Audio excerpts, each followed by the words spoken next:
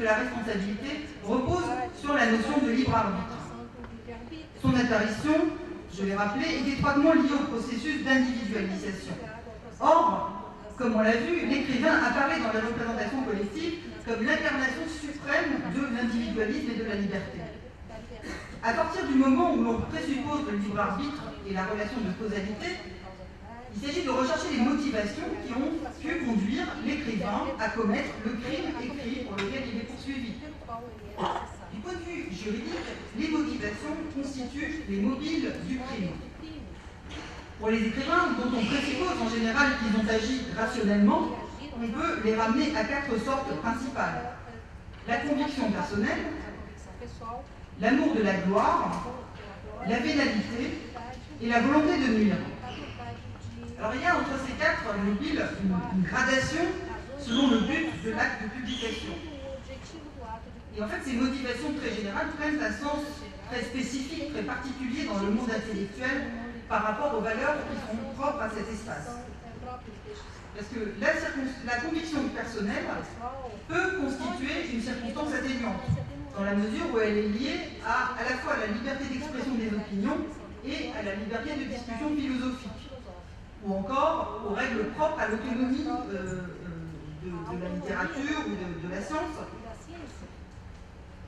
et si elle est considérée comme rationnelle par rapport à des valeurs, si je prends la classification de Max Weber. Donc là, on considère que l'écrivain est libre d'élaborer son propre système de pensée et de le rendre public, et il agit par conviction personnelle. Donc il est réputé avoir agi de bonne foi, sans avoir nécessairement l'intention de nuire, ou sans avoir pris la mesure des conséquences de ses actes. Donc la sincérité, la bonne foi constitue des circonstances atténuantes. On considère alors que l'accusé a fait erreur, qu'il s'est trompé. Et le droit à l'erreur sera invoqué pendant les procès d'épuration, les procès des intellectuels collaborationnistes qui ont collaboré avec les Allemands, qui se seraient trompés. À cette éthique de la conviction, l'accusation propose généralement une éthique de la responsabilité. Pour reprendre l'opposition de Weber, c'est pourquoi la défense tente souvent de rejeter la responsabilité sur d'autres, qui occupent une position hiérarchique supérieure ou qui font autorité. Un chef, un supérieur, un maître à penser. Par exemple, dans le procès de certains naturalistes, les avocats de la défense renvoient au maître des jeunes naturalistes, à Zola. C'est lui qui sera responsable et pas eux. Lors des procès de l'épuration, l'argument de la défense consistait souvent à renvoyer à l'autorité légale du maréchal Pétain, une manière d'asseoir l'action rationnelle sur la légalité. Par exemple, le célèbre pamphlétaire Henri Béroux, qui publiait avant la guerre dans un journal tiré à 600 000 exemplaires et qui était connu pour ses attaques contre les hommes politiques, dit dans les interrogatoires de police comment un simple citoyen comme moi pouvait mettre en doute l'autorité du maréchal. L'accusation peut alors reprocher à l'accusé sa servilité, son manque d'indépendance, qui a pour pendant la faiblesse de caractère très typiquement féminin, tel qu'il est perçu à l'époque, par opposition à la force de caractère et l'indépendance des hommes supérieurs. Et c'est ainsi que se dessine à la Libération, après la guerre, la figure du traître en négatif par opposition aux héros résistants. Par ailleurs, l'accusation s'évertue également à démontrer que l'acte de publication n'a pas été uniquement déterminé par des valeurs, mais aussi, voire surtout, par des intérêts moins purs. L'amour de la gloire et la vénalité constituent des circonstances aggravantes, car dans ce cas, l'auteur a agi par intérêt personnel, au mépris des conséquences de ses actes. Et la métaphore couramment utilisée pour désigner ce type d'action, c'est la prostitution, selon une analogie sous-jacente entre vendre son corps et vendre sa plume, qui renvoie à la personnalisation de la notion d'auteur et l'identification de l'auteur avec son œuvre. La recherche de la gloire peut conduire les écrivains ambitieux à transgresser la loi dans le seul but de faire parler d'eux et d'accéder par ce truchement à la célébrité. C'est ce que le commissaire du gouvernement reprochera à l'écrivain fasciste Robert Brasillac dans son procès en 1945. Toutes ces actions sont définies comme rationnelles par rapport à un but qui est en soi l'intention de nuire, l'intention de nuire, soit un intérêt personnel qui a orienté l'action répréhensible en connaissance de cause. Alors par-delà le débat sur l'interprétation des textes, les stratégies de la défense pour atténuer la responsabilité pénale consistent à nier l'intention de nuire. Alors cette délégation peut s'opérer de différentes façons. Je les ai classées selon les formes de rationalité distinguées par Weber. Donc la délégation suprême consiste à invoquer l'irrationalité de l'action. Comme je l'ai déjà dit, la définition moderne de la responsabilité ne concerne que les êtres reconnus comme pouvant en répondre, c'est-à-dire dans nos sociétés l'adulte normal. Les enfants, les aliénés, les morts, les animaux sont tenus comme irresponsables. Or, à partir du XIXe siècle, l'écrivain oscille entre deux figures. Celle du penseur, de l'intellectuel, incarnation suprême de la responsabilité subjective, et celle de l'artiste, qui est parfois assimilé à un enfant ou à un aliéné, comme Hölderlin ou Nerval. C'est la folie de Nerval. Le génie peut passer pour une forme d'anormalité, c'est ce que écrit Lombroso. Et cette construction sociale de la figure de l'artiste apparaît du point de vue qui nous intéresse ici comme une manière de le dédouaner de sa responsabilité. Et en fait, dès le XIXe siècle, la maladie mentale est un motif de déresponsabilisation ou d'atténuation de la responsabilité pénale des inculpés. Et en fait, on voit que dans certains procès d'écrivains à la Libération, les procès d'épuration, la défense invoque la fragilité nerveuse de l'auteur, son hypersensibilité, c'est le cas pour l'écrivain fasciste Lucien Robaté, son manque d'équilibre psychique, mais ça n'a pas suffi à les dédouaner. Dans son réquisitoire sur le cas de Céline à la Libération, le substitut du procureur, qui cherchait à atténuer sa responsabilité, a estimé qu'un tel homme était incapable de collaborer avec qui que ce soit. Et il regrette de n'avoir pas pu le faire examiner par un psychiatre. Céline mettait en avant le fait qu'il avait eu un accident à la tête pendant la Première Guerre mondiale et qu'il était trépané. C'était faux. Enfin, c'est pas qu'il avait eu un accident, mais il n'était pas trépané. Mais il avait tenté de faire valoir ça. On sait que Ezra Pound a été condamné en 1945 pour ses engagements fascistes, mais jugé malade et interné. Dans beaucoup de procès, cependant, ce n'est pas l'irrationalité, mais la rationalité par rapport à des valeurs qui étaient mises en avant dans un système de défense qui consistait généralement à revendiquer une autonomie des valeurs littéraires. L'auteur a agi rationnellement par rapport à des valeurs spécifiques à son activité. Cette éthique professionnelle du métier d'écrivain s'est construite en empruntant aux savants et aux autres professions intellectuelles et artistiques des valeurs spécifiques comme la beauté, la vérité, l'objectivité, la sincérité. Baudelaire invoque la beauté, Flaubert la vérité, les naturalistes la science, etc. En fait, il refuse de subordonner ces valeurs à la morale dominante. Ce qui me conduit à la dernière partie qui sera beaucoup plus courte, je vous rassure. Ces valeurs ont été réinvesties et universalisées dans les combats politiques dans lesquels les écrivains se sont engagés à la fin du XIXe siècle comme moyen de réaffirmer leur pouvoir symbolique au moment de la professionnalisation du champ politique qui les dépossède d'un des domaines relevant jusque-là de leurs compétences. Dès le XVIIIe siècle, dire la vérité publiquement, en prenant des risques, apparaît comme une marque de courage de l'écrivain qui assume son devoir envers son audience. Donc ça devient une marque de courage, et la persécution par le pouvoir assure à l'écrivain un crédit auprès de son public. Victor Hugo écrit à Baudelaire que sa condamnation est la meilleure décoration que le régime impérial pouvait lui accorder. Annoncée par Voltaire lors de l'affaire Calas, la stratégie de renversement du rapport de force avec la justice a été mise en œuvre par Zola lors de l'affaire Dreyfus avec son J'accuse, prononcé contre la justice et le gouvernement qui ont condamné un innocent. L'engagement de Zola n'est à mon avis pas étranger à son échec d'instituer la littérature comme expertise sociale. Face aux nouveaux experts de la société, Zola se pose en prophète. L'autorité au nom de laquelle parle Zola, c'est sa conscience morale, sa responsabilité d'auteur. Écrire engage, cela implique une éthique de la liberté et de la justice.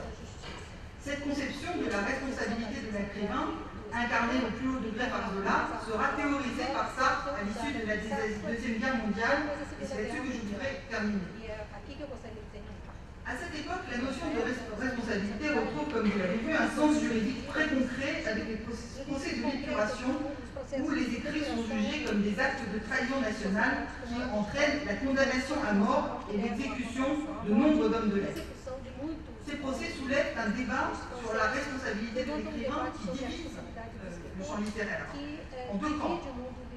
Les partisans de l'indulgence au nom du droit à l'erreur, qui invoquent aussi des échelles de responsabilité. Ils disent par exemple que l'intellectuel est moins responsable que l'industriel, que le marchand de canons, et les intransigeants, pour lesquels l'intellectuel a une responsabilité supérieure aux autres professions. Alors ce clivage, c'est un clivage politique évidemment entre droite et gauche, mais c'est aussi un clivage générationnel entre les anciens et les nouveaux venus, dont Sartre. Sartre se situe comme la plupart de ses congénères dans le camp des intransigeants. Et il va redéfinir la responsabilité de l'écrivain en lui conférant des lettres de noblesse philosophique et une portée universelle qui transcende la conception nationale de la responsabilité pénale. Parce que les intellectuels collaborationnistes sont jugés comme traîtres à la nation. Donc la responsabilité est définie nationalement. Sartre va proposer une définition plus universelle. Dans la conférence qu'il prononce le 1er novembre 1946 à l'occasion de la première session de la conférence générale de l'UNESCO sur le thème de la responsabilité de l'écrivain, Sartre distingue entre la responsabilité limitée du cordonnier ou du médecin et celle illimitée de l'écrivain. Nommer, dit Sartre, c'est donner sens aux actes, c'est les faire exister à la conscience commune. L'écrivain est responsable, malgré lui, parce qu'il nomme, et du coup, il l'est aussi quand il choisit de se taire, puisque, dit Sartre, se taire, c'est encore parler. Par conséquent, ainsi qu'il explique dans sa présentation de sa revue Les Temps modernes, qu'il lance en 1945, il tient Flaubert et Goncourt pour responsables de la répression qui suivit la Commune parce qu'ils n'ont pas écrit une ligne pour l'empêcher. Et il leur oppose Voltaire lors de l'affaire Calas, Zola lors de l'affaire Dreyfus, ou Gide quand il dénonce l'administration coloniale au Congo. Sartre constitue ainsi une généalogie de l'écrivain engagé, incarnation suprême de la figure de l'intellectuel. Si la responsabilité est l'aboutissement de la liberté créatrice, l'écrivain a en retour pour responsabilité de garantir la liberté des autres. Et je cite Sartre, ainsi, puisque c'est là ce que veut l'écrivain, nous dirons qu'il est une fois pour toutes responsable de la liberté humaine. Garantir la liberté des hommes n'est pas une tâche abstraite, mais un devoir politique. Il s'agit de la défendre concrètement en luttant contre toutes les formes d'oppression de l'homme et pour sa libération. Ce devoir politique, l'écrivain ne peut l'accomplir en s'enrôlant dans un parti. Car la responsabilité de l'écrivain diffère de celle de l'homme politique. Le politique ne peut réaliser la liberté que par la violence, selon Sartre. Certes, il y a aussi une violence possible des mots qui illustre la propagande ou la publicité, mais la littérature s'en démarque précisément parce qu'elle est, je cite, un appel dépourvu de violence à la liberté. Et c'est par le travail de dévoilement du monde, d'objectivation, que l'écrivain doit placer chacun face à ses responsabilités. Donc, cette théorie de la littérature engagée permet à Sartre de réaffirmer l'autonomie de l'écrivain face au modèle de soumission à la discipline militante représentée alors par les écrivains communistes et de revendiquer le droit à la politique contre sa monopolisation par des spécialistes.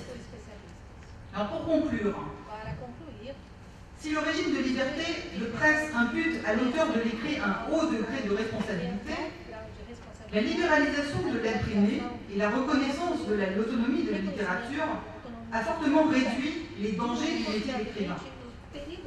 Or, sa parole risque de s'en trouver dévaluée. Les arguments mobilisés pour atténuer la responsabilité de l'écrivain, à savoir sur le plan objectif le caractère inoffensif de ses écrits, l'absence d'effets sociaux, de la littérature. Sur le plan subjectif, l'écart entre l'intentionnalité de l'auteur et le sens de l'œuvre, le sens de l'œuvre, ou son irrationalité, ses valeurs particulières et désintéressées, telles que conçues par la doctrine de l'art pour l'art, révèle la tension entre la revendication d'autonomie de la littérature et sa prétention à l'universalité. D'un côté, elle revendique sa spécificité et de l'autre, elle se prétend universelle. Alors ces revendications enferment un risque de faire apparaître l'écrivain comme coupé du réel, reclus dans une tour d'ivoire, et donc lui faire perdre en universalité ce qu'il gagnait en autonomie. Intervenant après plus d'un siècle d'origine de liberté de presse, les condamnations à mort d'écrivains, d'hommes de lettres, de journalistes à la Libération ont constitué, à l'issue d'une guerre idéologique, une réaffirmation de la croyance dans le pouvoir des mots qui fonde le capital symbolique des intellectuels. Et dans ses mémoires, Simone de Beauvoir écrira, je cite, « Il y a des mots aussi meurtriers qu'une chambre à gaz ». Et elle dit ça pour justifier son refus de signer la pétition appuyant la demande de recours en grâce pour Robert Brasillac. Donc, la conception subjective de la responsabilité qui fonde la théorie sartrienne de la littérature engagée prend acte de cette reconnaissance paradoxale du pouvoir de l'écrivain en réaffirmant de façon éclatante son pouvoir symbolique à travers la figure de l'intellectuel. Je vous remercie de votre attention.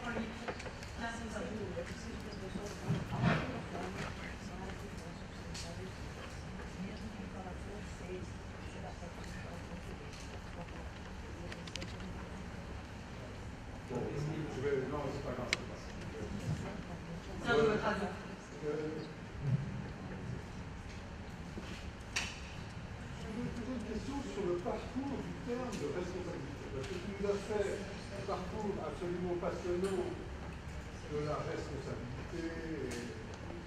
Mais on voit bien que le thème de responsabilité est installé quand Sartre parle de l'émission, qui parle de responsabilité. Mais qu'est-ce qu'ils en est des écrivains lorsque eux-mêmes, les Flaubert et les autres, est-ce que le terme même de leur commerce avec la justice est celui de responsabilité? Et donc ça c'est une question qui vient aussi pour un deuxième aspect qui est le lien entre... Parce que tu nous montres aussi les liens entre responsabilité pénale et finalement une espèce de responsabilité morale que se donne l'écrivain au-delà même de la responsabilité pénale. Et là aussi, quel est le parcours de cette différenciation? Tu parles de fonction critique de l'écrivain, quel est le rapport entre cette fonction critique de l'écrivain qui n'est pas... qui ne relève pas directement de stratégie pour échapper à la justice. Oui, merci pour la question. Qui est très juste, effectivement, on trouve plus le terme de devoir que celui de responsabilité dans les écrits du XVIIIe, début XIXe siècle. Le moment où le terme de responsabilité est théorisé vraiment par les écrivains, c'est dans un sens conservateur par Paul Bourget en 1889, dans sa préface à son ouvrage Le Disciple, où justement au moment de la libéralisation de la presse, les écrivains conservateurs redéfinissent la responsabilité morale de l'écrivain comme restrictive par rapport à sa liberté, cette nouvelle liberté acquise en invoquant justement l'élargissement du public. Et donc il y a une théorisation de la responsabilité qui est d'ailleurs mise en œuvre dans son roman Le Disciple, où on voit l'influence nocive d'un maître à penser qui ne connaissait même pas son disciple. Le maître à penser, c'est un psychologue qui développe des théories psychologiques, et son disciple, qui est un jeune homme d'une famille assez modeste, qui n'a pas les moyens du désintéressement, hein, c'est le paradigme à l'époque, hein, on trouve ça aussi chez Paresse dans Les Déracinés, son ambition de savoir et de s'élever socialement va se retourner à une sorte de revanche sociale.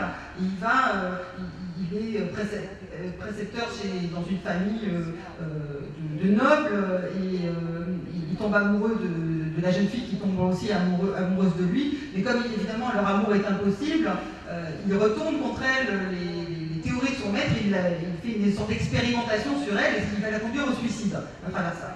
Et donc il y a un procès à la fin où le maître à penser est convoqué comme témoin, mais pas comme responsable. Hein. Donc c'est ça la question que Bourget pose, il récuse, si tu veux, la responsabilité pénale, mais invoque une responsabilité morale qui doit faire partie de l'éthique professionnelle de l'écrivain.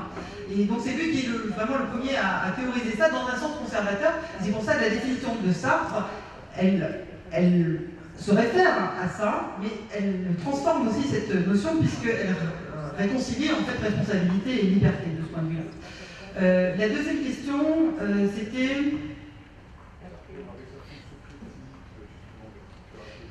Oui, la fonction critique, ça c'est quelque chose qui est très clairement élaboré par les philosophes du XVIIIe. Hein. Ce qui est intéressant, c'est que, en fait, au début du XIXe, il y a une division du travail du travail intellectuel entre sciences, littérature, et entre littérature et philosophie. Et la philosophie est mise sous la coupe de l'université, de l'État napoléonien, comme une manière de la dépolitiser.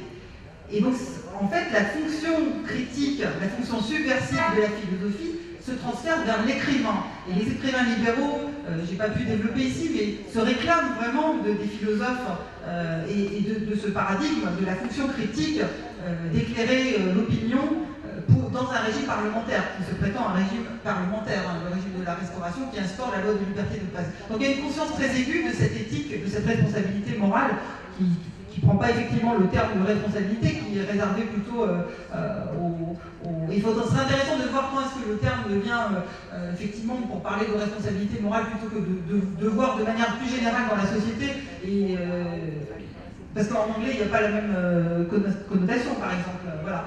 Mais en tout cas, chez les écrivains, c'est très clairement Bourget qui le théorise en 1889.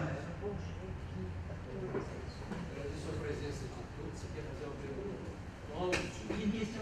Je voulais savoir, en France, il y a des procès faits à propos de certains textes d'art, notamment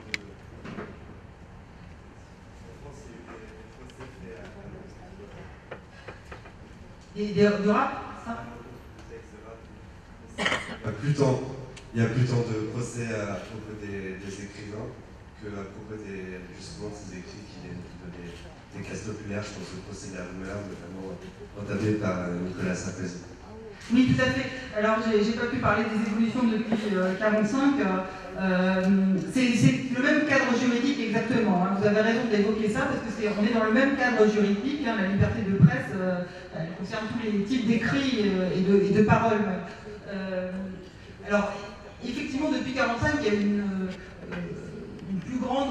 un plus grand libéralisme à l'égard du livre, surtout depuis les années 70, je dirais, parce que la guerre d'Algérie, ça a été quand même un moment de forte pénalisation, et aussi il y a beaucoup à cette époque de procès pour pornographie. Voilà. Donc ce qu'on constate depuis 1945, c'est une reconnaissance relative de l'autonomie littéraire qui est accrue, une moindre importance accordée au pouvoir de la parole face au développement de l'image. Hein, donc le livre n'apparaît plus comme quelque chose de dangereux en soi, ce qui était le cas au XIXe siècle. C'est l'image qui est considérée comme dangereuse. On note aussi un développement de la censure administrative plutôt que des procès. Et la censure administrative, ça permet d'interdire un livre au nom de la protection de l'enfance, et le livre il est plus diffusé, distribué, et il n'y a même pas de procès où on peut argumenter et débattre. Ça, c'est une accentuation de la responsabilité objective, puisque la question de l'intention d'auteur, elle n'intervient plus, hein, du tout dans cette histoire. Et surtout, ce qu'on note comme évolution, c'est que ces procès se font désormais au nom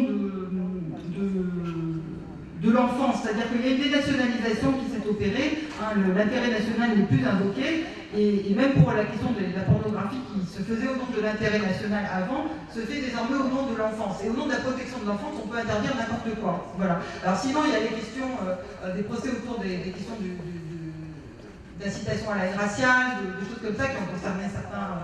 voilà. Donc... bon, j'ai pas travaillé sur les affaires, et vous en savez sûrement plus long que moi, les affaires en question, mais on est dans le même cadre législatif, et c'est juste de dire que ça vise plutôt les classes populaires. C'est aussi le cas dans l'histoire, c'est-à-dire qu'on voit que, par exemple, les naturalistes, on voit qu'ils sont d'origine plus modeste que la moyenne des écrivains, hein, et qu'ils sont un peu déconsidérés par rapport à ça. Et ce qui explique en partie les poursuites. C'est une sorte de constante, hein, que ceux qui appartiennent aux classes favorisées sont d'emblée considérés comme moins susceptibles d'atteindre l'ordre moral et social que les classes populaires.